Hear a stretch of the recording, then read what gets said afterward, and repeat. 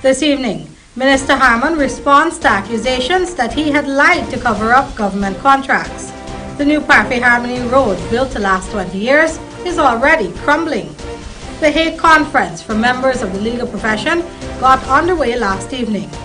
All students graduating from the University of Guyana will be required to pay graduation fees. In the region, in Venezuela, President Maduro orders army to start coordinating the distribution of food and other basic supplies. And internationally, a senior advisor to Donald Trump says that he's leaning towards Mike Pence for VP.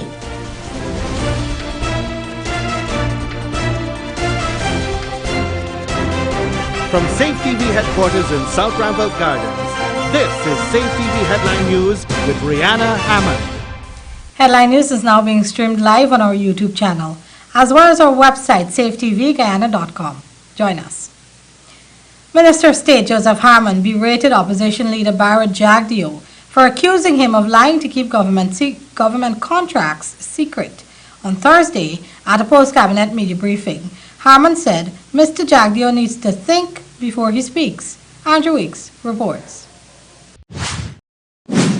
Jagdeo made it clear that he was calling for the government to publish the evaluation report for several projects as well as the contracts which the government had deemed to be corrupt.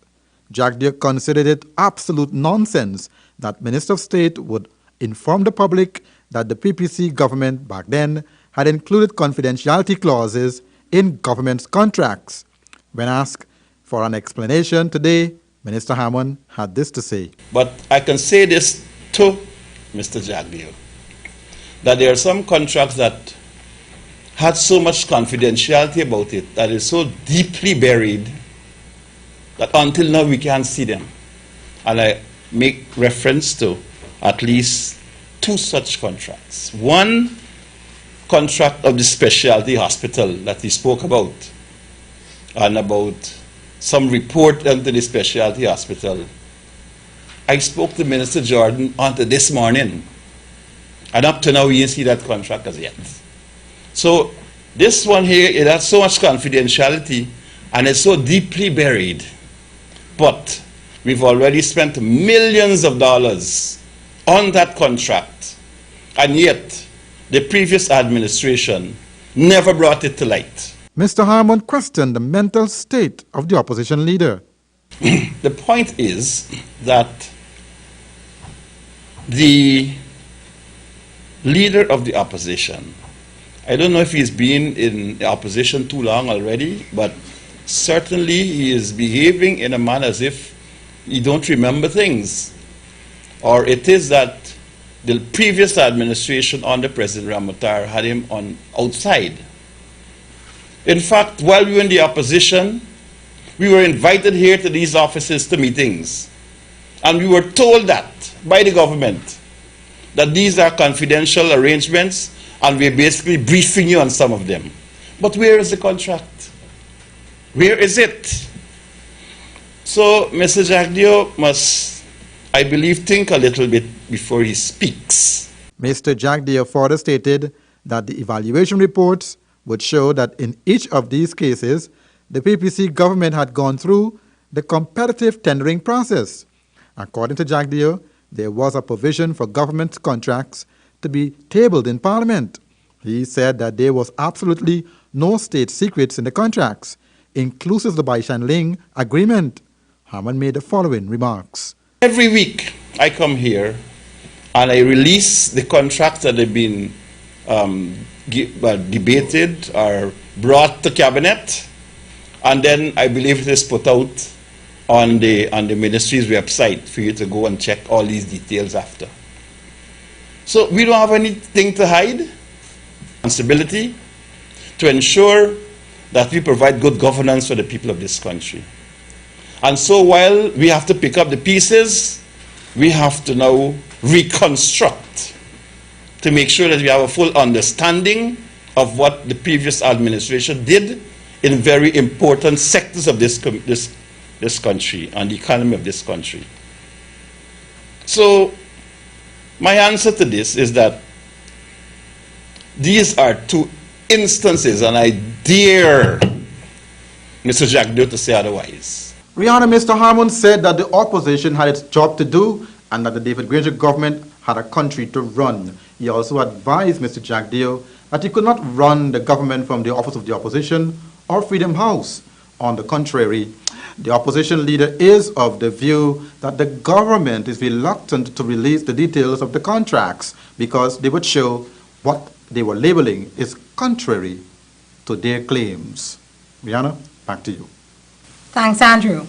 The Hague conference got underway last evening at the Pegasus Hotel. It is being held under the theme International Family Law, Legal Cooperation and Commerce, promoting human rights on cross-border trade in Guyana through the Hague Convention. Kingsley Bryan provides the details in this report. The Hague Convention is a series of international treaties and declarations that govern several areas including private international law, international child rights law, commerce and trade, and human rights.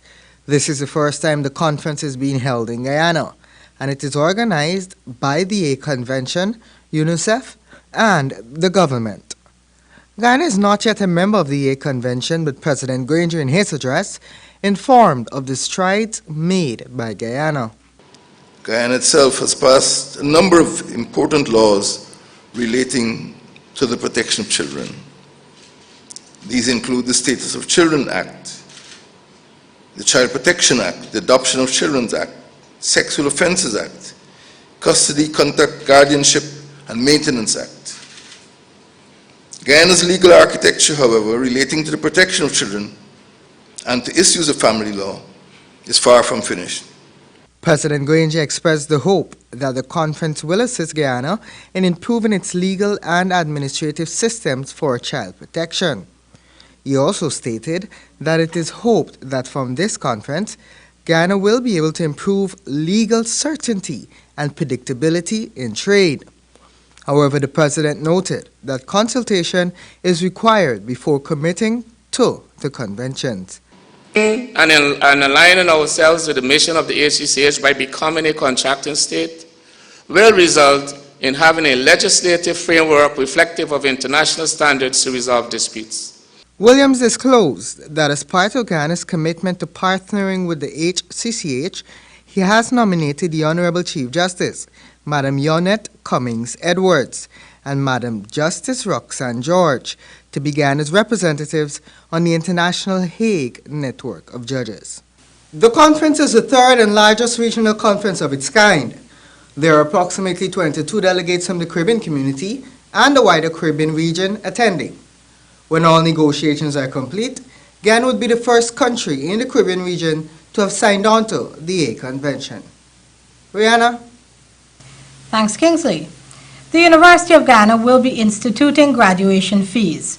This was one of the major decisions taken by the Finance and General Purposes Committee of the University of Guyana at its statutory meeting on Monday. The proposal to have students pay a graduation fee was put forth by newly appointed Vice Chancellor of the University, Ivelaw Lloyd Griffith. We will have to have a conversation about how much, but we're going to have a graduation fee. That was Professor Griffith making known his intention during a recent press conference. With the official... That is a standard fee at every university. Professor Griffith at that time felt that the cash-strapped University of Guyana cannot remain dependent on government funds and that the institution was not serious about generating revenues.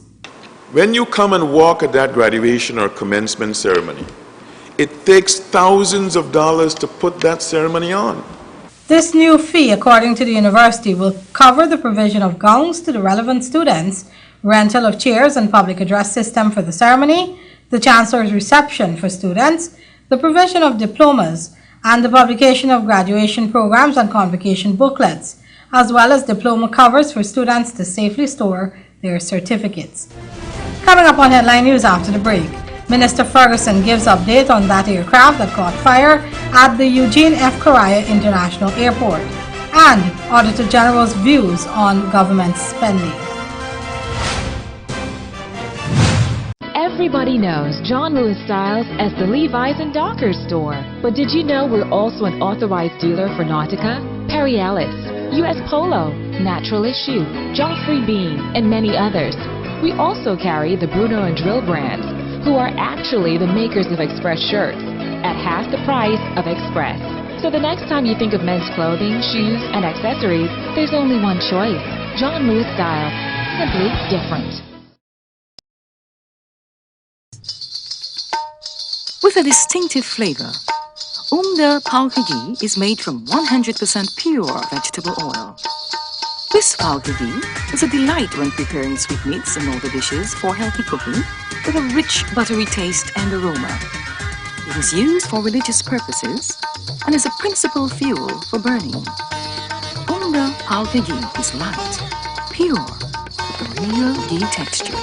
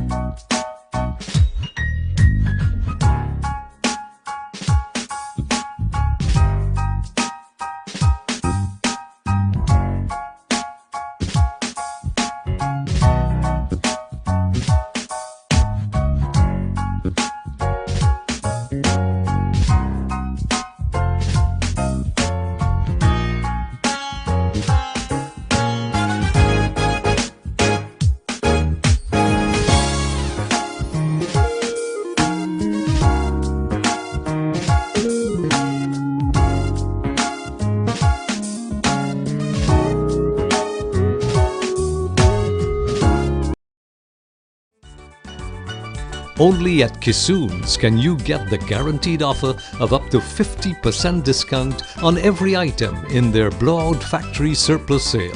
50% off for Guyana's 50th anniversary right through the year.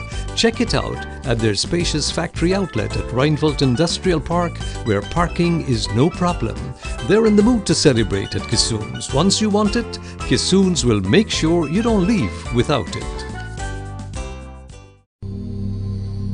This is really hot. What's wrong with your AC? It's not working. Well, we wouldn't be able to continue this meeting anymore because this place is extremely hot. Wait, please don't go. Here's a company you can call to get your AC fixed. Action Cool. Honey, what's dinner? I had a hard day. I'm sorry you had a hard day, but guess what, babes? I didn't cook today because the stove is not working. Having trouble at home or at the office? Then call the professionals at Action Cool. Our fully trained technical team have the skills and experience in repairs of all air-conditioned units, refrigerators, gas stoves, washing machines, and a whole lot more. For further information, visit us at 86 Hill and Princess Street, Mandela Avenue, Georgetown, or call us on telephone number 225-7867.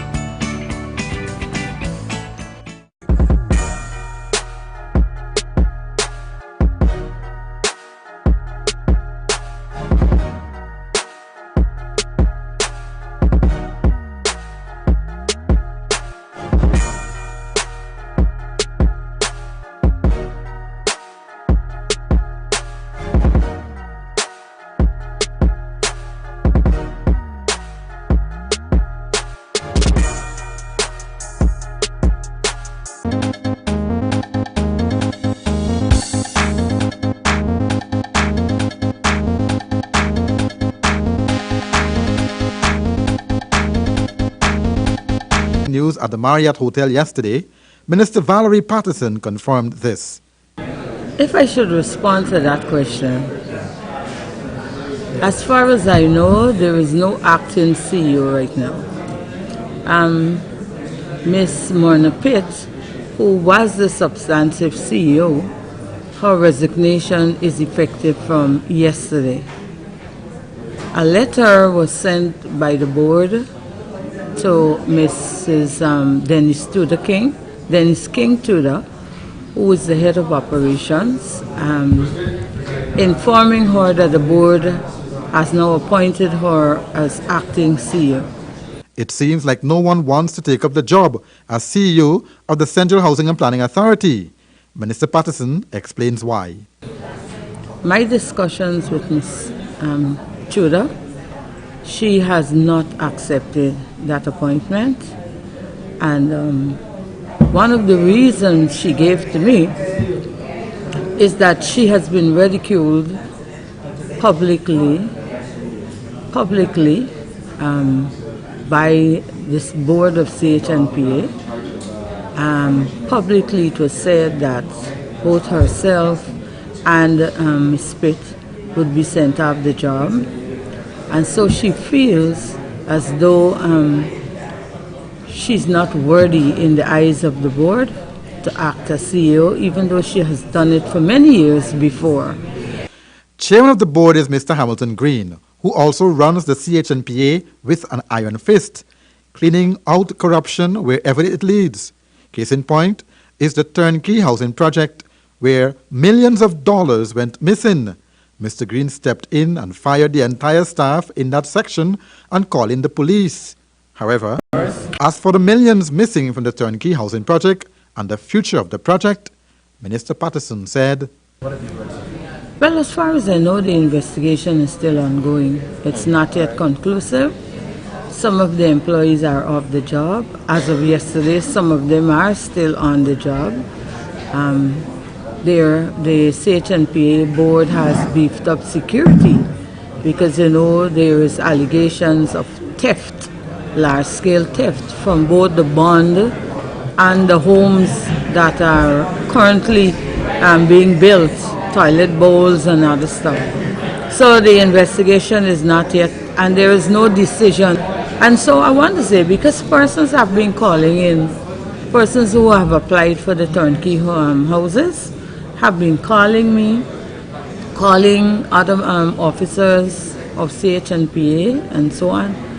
But it's sad to say that we don't have a definite word forward as yet, and the matter is still in the hands of the board.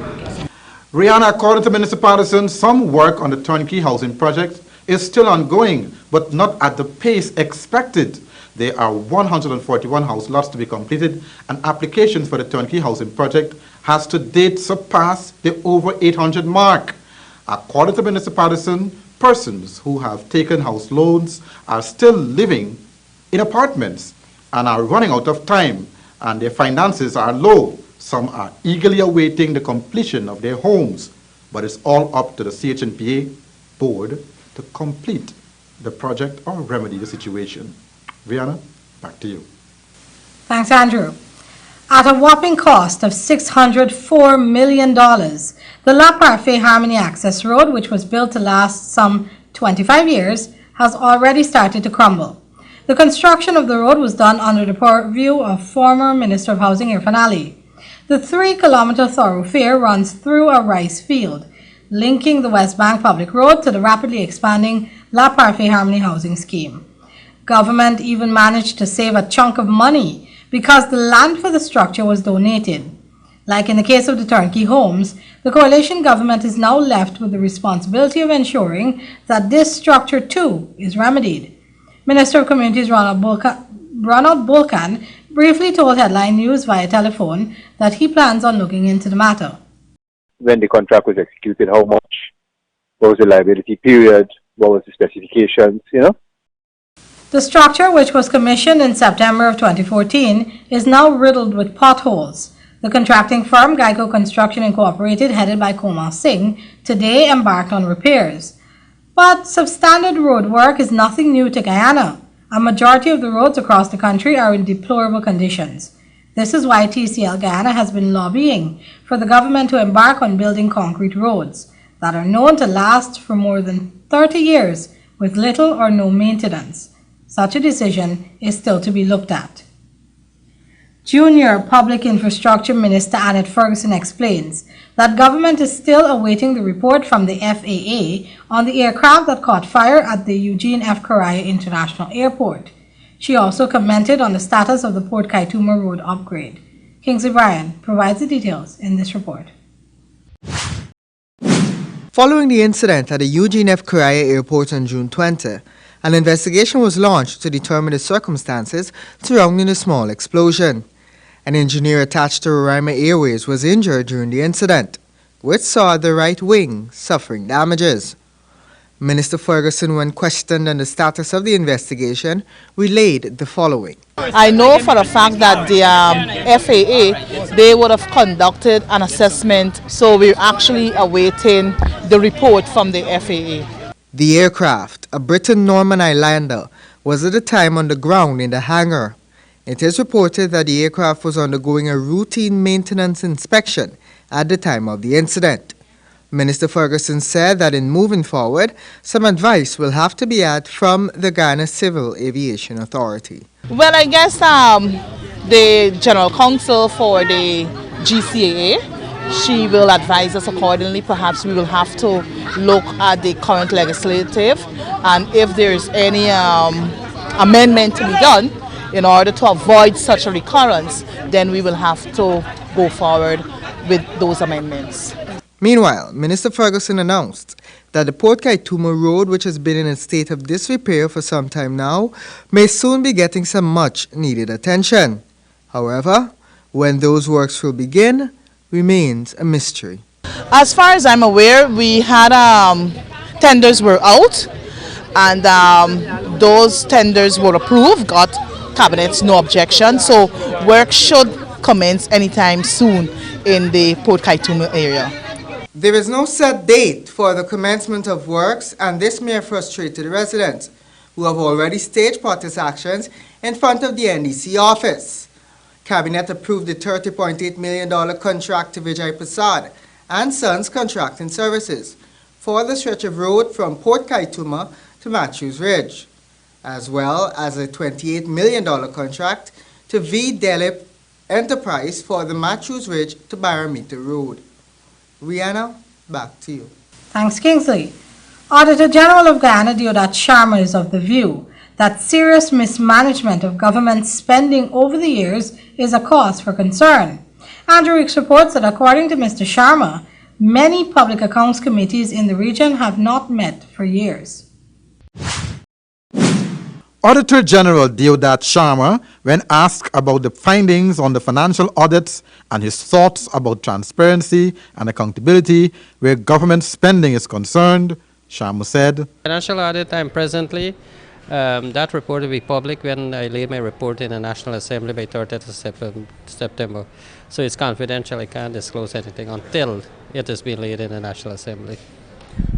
Because we are in the process of auditing all the ministries and departments right now. Then we will know when there are breaches.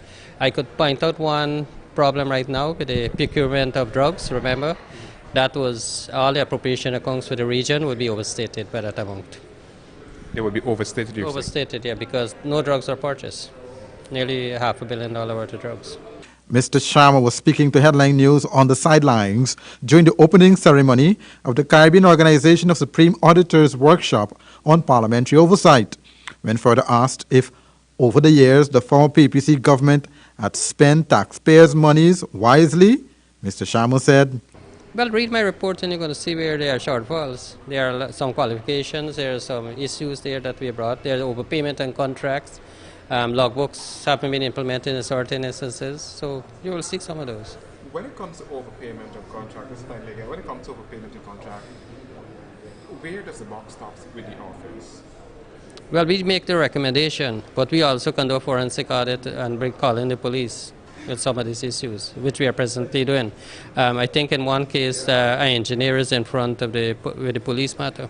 I would say so for the last couple of years, yeah, because there are improvement. I mean, when you compare to other countries and the working relationship, and at least we could, public accountability means that you must be free to issue your report independently, and that's what we have been doing. Knowing that Mr. Sharma cannot pronounce on government spending until the 2015 financial audits are laid out in Parliament, the Auditor General was asked to comment on Ghana's history of accountability prior to 2015, whether he considered it to be good. Sharma said, And that is part of CARISI, or the CARISI, which is the Supreme Audit Institution of 23 countries in the Caribbean. That's where we're working towards. And as I said, we had a first workshop in Antigua. Then we had in 2012, we had another workshop in 2014 in Trinidad. And this is about the third workshop. It's something we are working toward getting, because there are some public accounts committee haven't met for over 10 years in the islands. Yeah, we are in Ghana is way up in front. And I think we are being used as a model. As for those auditors of government agencies who may be tempted to cover up findings, etc., this was the advice from the Auditor General. Well, I got one saying, Mahatma Gandhi said, action thy duty, reward not thy concern. And that is what I teach my staff in the audit office. And all of us should aim towards that. In fact, with a accountability cycle is taxpayer dollars. We want for it to be properly spent. Rihanna, the financial audits of 2015 could either say that the current government is spending taxpayers' money wisely or that the opposite is being achieved. According to the Auditor General, it has been discovered that monies that were approved by the House for medical drugs were never used. The government will have to supply answers for such lapses. Rihanna, back to you. Thanks, Andrew. Still ahead, our regional and international news. Women's fashion trends change every day. That's why John Lewis Styles makes it their duty to source items directly from the manufacturing brand, offering you more choices and better prices. Women love to look great, whether it's for work or play, from clothing, shoes, accessories, to handbags, watches, fragrances. Let's make you feel like the only girl in the world. John Lewis Styles, simply different. With a distinctive flavor, Paukagi is made from 100% pure vegetable oil. This Paukagi is a delight when preparing sweetmeats and other dishes for healthy cooking with a rich buttery taste and aroma. It is used for religious purposes and is a principal fuel for burning. Paukagi is light, pure, with a real ghee texture.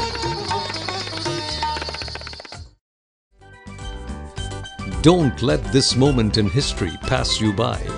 Kissoons want every Guyanese home to showcase a new piece of furniture to remember this glorious event of our Jubilee celebration. Kissoons have gone crazy. Every item is on sale right through this year in the Big Broad Factory Surplus Sale, up to 50% off for the 50th birthday at Kissoons. This place is really hot. What's wrong with your AC? It's not working. Well, we wouldn't be able to continue this meeting anymore because this place is extremely hot. Wait, please don't go. Here's a company you can call to get your AC fixed. Action Cool. Honey, what's for dinner? I had a hard day. I'm sorry you had a hard day, but guess what, babes? I didn't cook today because the stove is not working. Having trouble at home or at the office? Then call the professionals at Action Cool. Our fully trained technical team have the skills and experience in repairs of all air-conditioned units, refrigerators, gas stoves, washing machines, and a whole lot more. For further information, visit us at 86 Hill and Princess Street, Mandela Avenue, Georgetown, or call us on telephone number 225-7867.